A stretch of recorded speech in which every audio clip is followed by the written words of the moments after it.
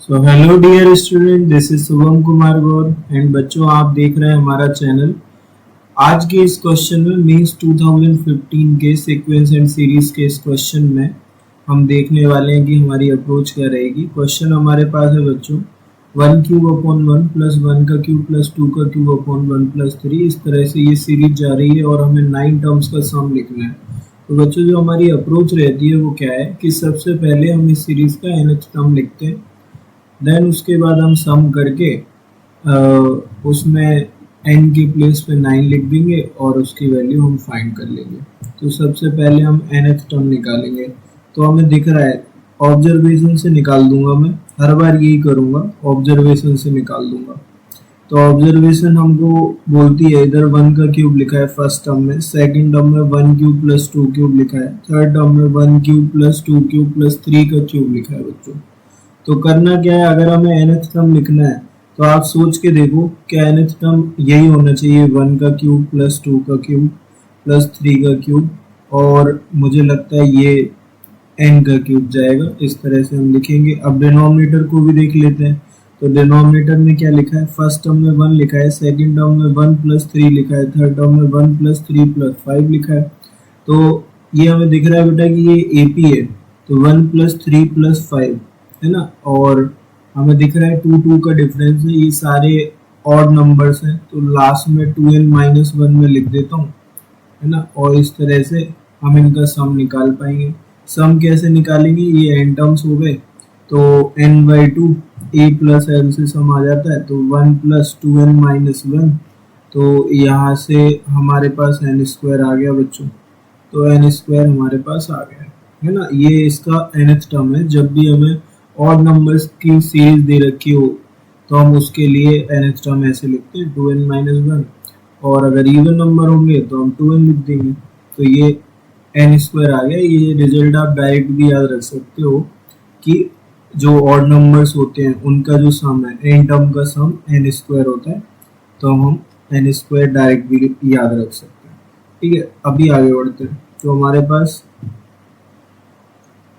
नीचे n² आ चुका है सम की फॉर्म में, तो हम n² लिख लेते हैं सीधा। ठीक है, ये इस सीरीज का nth टर्म है बेटा। ठीक है, अगर मैं इसका सम करूं तो ये जो फॉर्मूला है आप देख पा रहे हो कि ये n नेचुरल नंबर की क्यूब का सम है।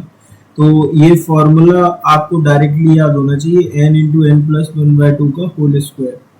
n इंटू n प्लस 1/2 का होल स्क्वायर है तो n² आ गया, n प्लस 1 का स्क्वायर आ गया और 2 का स्क्वायर 4 हो गया। नीचे n² लिखा है, n² से ही n² कट गया, तो ये nth टर्म आ गया। ठीक है, ये n नेचुरल नंबर की क्यूब का सम है, n इंटू n प्लस 1/2 का होल स्क्वायर। अगर n नेचुरल नंबर के स्क्वायर के सम की बात करेंगे तो n into n plus 1 2n plus 1/6, और अगर बात करेंगे n नेचुरल नंबर के सम की तो n इंटू n प्लस 1/2। ये तीन फॉर्मूले आपको याद रहे तो बहुत अच्छी बात है, नहीं याद रहे कोई बात नहीं।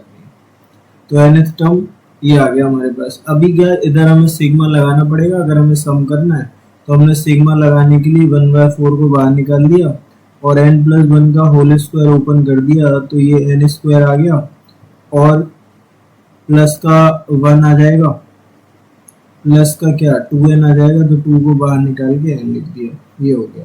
तो 1 जो है वो n टाइम से ऐड होगा तो n आ जाएगा। n² के लिए फॉर्मूला मैंने अभी बताया, n into n plus 1 2n plus 1/6, तो ये आ गया। और 1 को n टाइम्स ऐड करेंगे तो n आ जाएगा। n का हो गया n इंटू n प्लस 1/2, तो ये आ गया बच्चों हमारे पास। तो ये 2 हटा दिया और बस यहाँ पे वैल्यू पुटिंग का काम करना है। इनकी जगह पे 9 लिखेंगे और देखते हैं फिर। तो ये हो गया, तो 9 लिखा तो 9 आ गया, 10 आ गया, इधर 9 डाला तो 19 आ गया, नीचे 6 लिखा है, इधर 9 आ गया, इधर 9 इंटू 10 आ गया। सारे 9 बाहर निकाल सकता हूँ मैं, तो ये मुझे कुछ ऐसे मिलने वाला है। 9 निकालने के बाद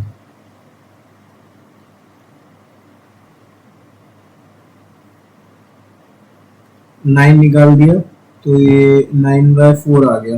ठीक है, जो बचा हुआ पार्ट था इधर 5 इधर 3, तो 95/3, और इधर 1 आ जाएगा, इधर 10 आ जाएगा, 10 प्लस 1 11 हो गया।